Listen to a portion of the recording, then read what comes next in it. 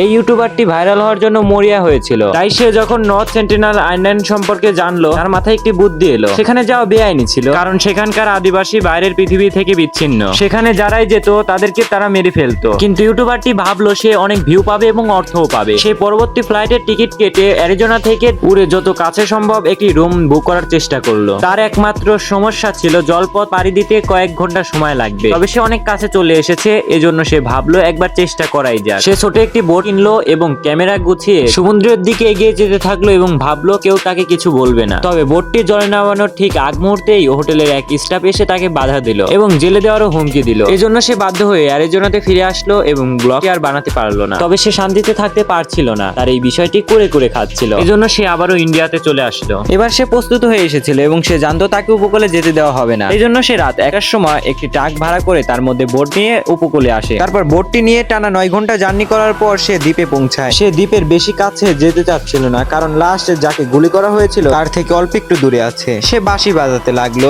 যেন আদিবাসীরা বেরিয়ে আসে, তবে কেউই বেরিয়ে আসলো না। সে তখন বোট থেকে নেমে আশেপাশে দেখতে লাগলো এবং ভিডিও করতে লাগলো। অনেকক্ষণ থাকার পর সেখান থেকে কোনো আদিবাসী বেরোলো না, সেজন্য সে দ্বীপে ফিরে আসলো এবং দ্বীপে এসে পুলিশের কাছে আটক হলো। লাইক, ফলো, সাবস্ক্রাইব করতে ভুলবে না।